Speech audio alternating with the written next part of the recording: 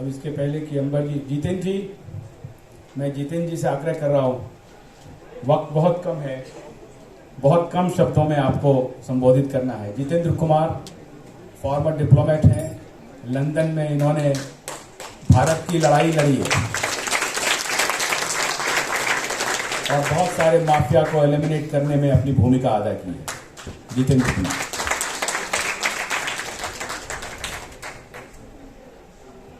धन्यवाद आशुतोष जी। बहुत सारे ईमानदार और बहादुर लोगों के बीच में आके बहुत अच्छा लग रहा है।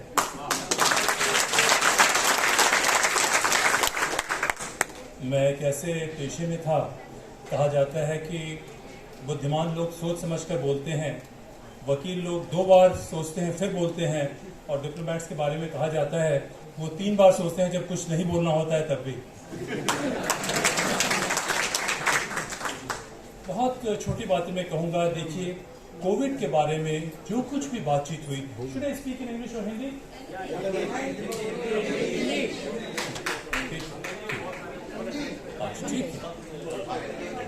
अच्छा ठीक है, कोई बात नहीं, मैं हिंदी में ही बोलता हूँ कि जो ये बीमारी है, जो कोविड की बीमारी के बाद कैसे सारे इंस्टीट्यूशन बीमार पड़ गए या उनकी बीमारी हमें नजर आई, ये एक दूसरी सामाजिक बीमारी का लक्षण है। अगर हम इतिहास में जाएं या मानव जाति के स्रोत में जाएं, आज से 7 मिलियन वर्ष पहले कहा जाता है कि कुछ लोग जो चिंपैंजी थे, लंगूर थे, बबून थे, जब वो पेड़ों से नीचे उतर के आए और उतर के आने के बाद गुफाओं में रहना शुरू किया, तो उनमें जानते हैं क्या होता था? एक बहुत बड़ा तबका था जो कैनिबल था। खाने के लिए वो दूसरे इंसानों को, अपने ही नस्ल के लोगों को मार के खा जाता था। और ये कैनिबलिज्म उस वक्त नहीं थी, बहुत बाद तक चली आई।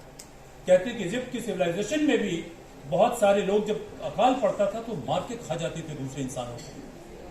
डडली एंड स्टीफेंस का एक केस है 1880 में, या आप लोगों ने सुना होगा कि नहीं सुना होगा, कि कोई जहाज जाती है ऑस्ट्रेलिया की तरफ, सिडनी की तरफ, वो पोर्ट्समथ या साउथहैम्पटन से, और उसमें 4 लोग होते हैं और वो जहाज रास्ता भूल जाती है, तो उनमें से 2 लोग डिसाइड करते हैं कि एक 17 साल का केविन गरीब बच्चा है, अब खाना तो नहीं मिल रहा है, जहाज समुद्र में खो चुकी है, तो उसको निकाल के मारा उन्होंने, मार के उस इंसान को ही खा लिया। तो देखिए, ये जो प्रवृत्ति है कैनिबलिज्म की, संभव है ये प्रवृत्ति बंद हो गई है, लेकिन लोगों के दिमाग में, उनके जीन्स में, उनके बिहेवियर में ये प्रवृत्ति आज भी है, डिस्गाइज रूप में, ट्रांसफॉर्म रूप में। लेकिन इस प्रवृत्ति का खत्म होना इतना आसान नहीं। जो यूहान ने कहा, दूसरे लोगों ने कहा, ये कितना सोफिस्टिकेटेड तरीका है। आज से देखिए, मैं तो 8 से 9 साल, प्रकाश भाई, मैं स्टूडेंट पॉलिटिक्स में रहा और कोट वोट पहन लेता हूं, यहां तक कि मेरा पुलिस रिकॉर्ड एडवर्स रहा। और उसके बाद इस देश की डेमोक्रेसी की खूबसूरती है कि पुलिस के अफसरों ने कहा कि इनका रिकॉर्ड हम ठीक करके इनको जाने देते हैं सिविल सर्विस। और मैं ये कहना नहीं चाहता हूं, फिर भी एक पागलपन था, एक नशा था, एक जुनून था कि हिंदुस्तान के प्रधानमंत्री से मैं मिला। यूहान उस वक्त मेरी उम्र आपसे कम होती थी, 21 साल की उम्र थी, और मैंने सोच समझ के कहा कि सर, इसका नाम तो शुद्ध रूप से दलाल तंत्र होना चाहिए, प्रजा को तो सजा देने का हमने तंत्र बनाया है। मैं दुनिया की हकीकत जानना चाहता था, और जब हकीकत जानने लगा तो हर कदम पे कुछ न कुछ झगड़ा होता रहा, कुछ न कुछ चीजें होती रही। हिंदुस्तान में क्या हो रहा है मुझे मालूम नहीं था, क्योंकि जब तक मैं देश के बाहर, देश के जो सो कॉल्ड दुश्मन थे उनके साथ एक छद्म युद्ध चल रहा था, तो उसमें मैं बहुत ज्यादा इन्वॉल्व हो गया। लंदन में हुआ क्या कि बहुत सी चीजें मेरी जानकारी में आई, कोर्ट के कागज पे है, डिप्लोमेटिक कैपेसिटी में। और आपको एक बात मैं कह दूं कि आज भी प्रकाश भाई, ये कोर्ट के रिकॉर्ड पे है कि जो कुछ मेरे माता पिता से मिला, 20 साल की नौकरी के बाद मैं बहुत गरीब हो गया और लैंडलेस लेबरर की तरफ चला गया। कोर्ट वोट समझ लीजिए कि डिप्लोमेट होने की वजह से अब मेरे बच्चे भेज देते हो तो दूसरी बात है, उसमें मत जाइए। लेकिन वो जो जुनून था, उस जुनून को मैं कभी कॉम्प्रोमाइज नहीं कर पाया। जब मैं सिस्टम पे सवाल पूछता रहा तो मुझे लगा कि अपना एग्जाम्पल देना चाहिए। इत्तेफाक से मेरे कॉन्ट्रीब्यूशन पब्लिक डोमेन में नहीं है, ऑफिशियल सीक्रेट एक्ट में से मैं बंधा हुआ हूं, तो बहुत सी बातें नहीं कह सकता हूं।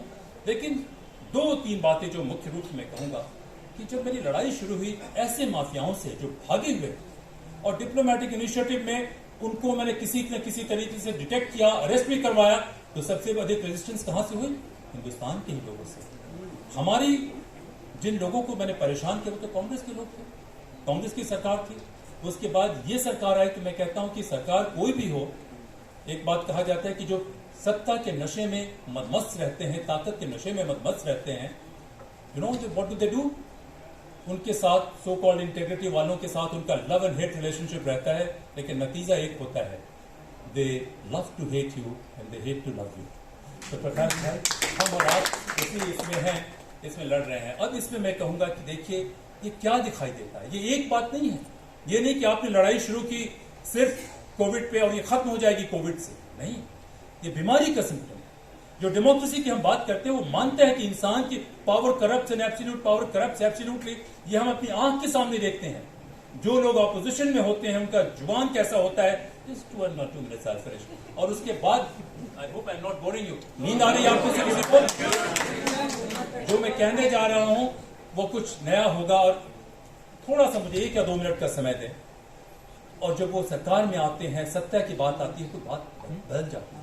तो हमें ऐसे प्रोटोकॉल सिद्ध करने होंगे, साबित करने होंगे। आज जो हम देख रहे हैं, आज मैं नहीं कह रहा हूं, 10-12 साल पहले मैं कह रहा था, democracy has to evolve to next higher stage. Imperialism खत्म हो गया, कॉलोनियलिज्म खत्म हो गया, लेकिन इंसान की फितरत नहीं जाती है। कॉलोनियलिज्म खत्म होने के बाद नए तरीके से जो so called under developed country में लोग हैं उनको लूटा जाता है। और जलियांवाला बाग में जिन लोगों ने गोली चलाई वो सारे के सारे अंग्रेज नहीं थे।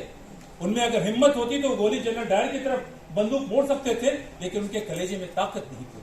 तो हमें ये जानने की जरूरत है कि जिन लोगों ने ये सब किया, क्या वो लालच में किया, क्या ये इग्नोरेंस में किया, या क्या वो सबवर्ट हो चुके थे।